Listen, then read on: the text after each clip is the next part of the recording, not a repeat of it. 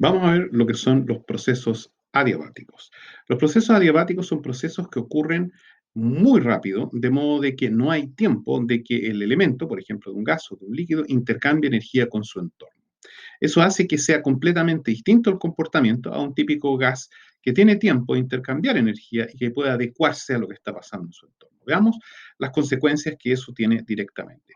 Miremos primero que todo lo que significa a nivel de la primera ley de la termodinámica. O sea, si el sistema no va a intercambiar energía, va a significar de que la energía que tiene es la energía que hay a disposición. Significa que la energía interna permanece constante. El U es igual a una constante.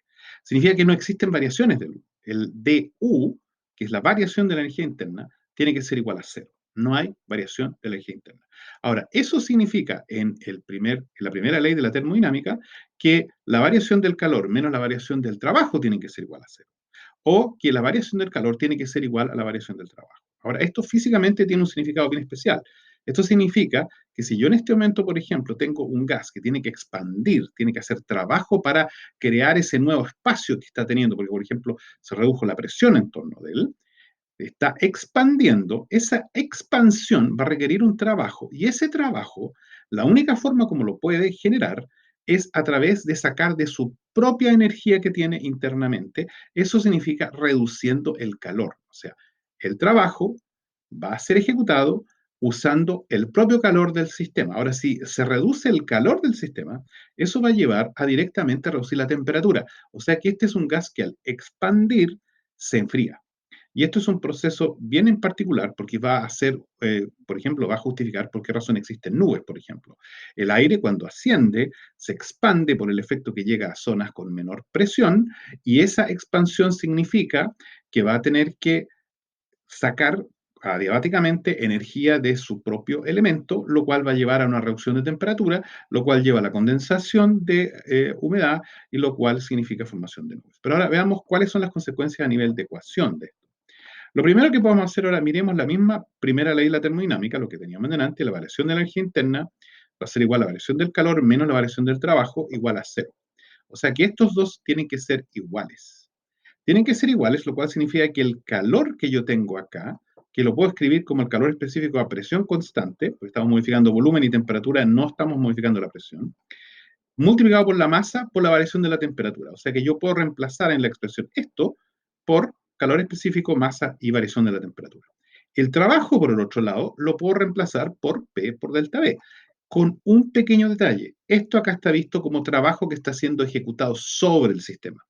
Al ser el trabajo que hace el sistema, tengo que cambiar el signo. O sea, esto puede pasar al otro lado, con lo cual quedarían que estos dos son iguales, pero ahora me va a aparecer un menos aquí, por efecto justamente que es un trabajo que hace el sistema sobre el entorno. Así que reemplazamos esto acá, pero le cambiamos el signo, de modo que cuando quede despejado no va a quedar más delta B, sino va a quedar menos delta B, y eso significa que este es el factor que queda acá y este es el factor que queda a este otro lado. Esta es la nueva expresión que viene del proceso adiabático. Ahora, yo quiero ver el cambio de temperatura y presión, perdón, temperatura y volumen, suponiendo que la presión acá no juega ningún papel, la presión debería ser constante. ¿Cómo puedo eliminar la presión de esta expresión de acá? Y eso lo puedo hacer directamente con la ecuación de los gases, en que yo tengo la presión como función de volumen y temperatura. Ahora, es más, yo tengo además interés en eliminar esta masa acá, porque esta masa tiene que ver con cantidad. Y yo quiero eliminar esa parte de cantidad, igual que el volumen acá tiene que ver con cantidad, pero eso lo puedo hacer a través de mirar este N. Este N acá es el número de moles. Y el número de moles es la masa que yo tengo de gas dividido por la masa molar.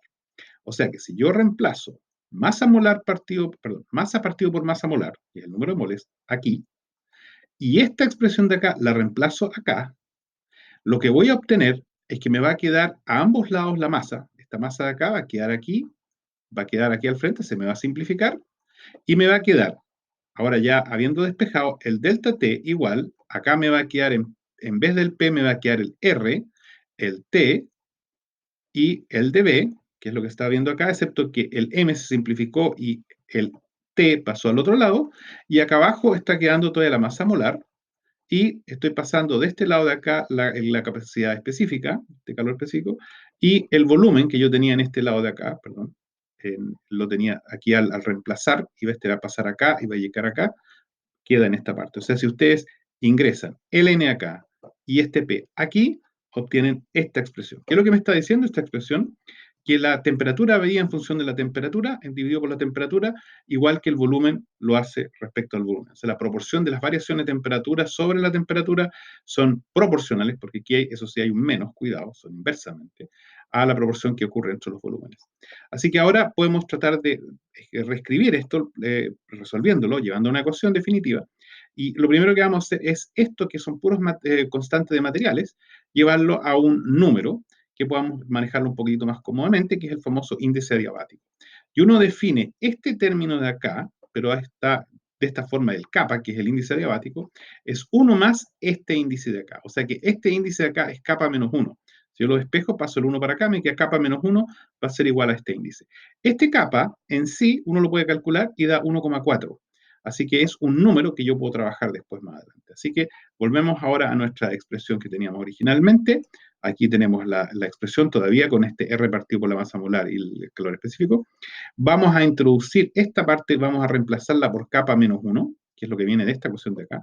Con lo cual, esta expresión de acá, aquí me queda todavía la misma de la temperatura, aquí me queda la misma del volumen, pero esta parte aquí fue reemplazada por 1, por kappa menos 1. Y esto ahora yo lo puedo integrar. El T sobre T es un logaritmo de la temperatura inicial partido por la temperatura final. Y esto acá es una integral sobre el volumen, también un logaritmo, es el volumen inicial, el logaritmo del volumen inicial partido por el volumen final. Y cuando está algo multiplicado por logaritmo, uno lo puede poner como exponente, y si al final uno toma la función inversa del logaritmo, obtiene esta expresión de acá. O sea que esta es una ecuación adiabática en que la temperatura inicial por el volumen inicial elevado a kappa menos 1 tiene que ser igual a la temperatura final por el volumen final elevado a kappa menos 1. Vamos a analizar luego esta ecuación y las otras tres ecuaciones que se pueden dar, o sea, en total las tres ecuaciones, sencillamente usando sobre esta ecuación la ecuación de los gases, uno puede llegar a sus otras hermanas de las otras combinaciones. Consecuencia, vamos ahora a estudiar cada una de ellas y ver cómo repercute en el comportamiento del gas en nuestro ambiente.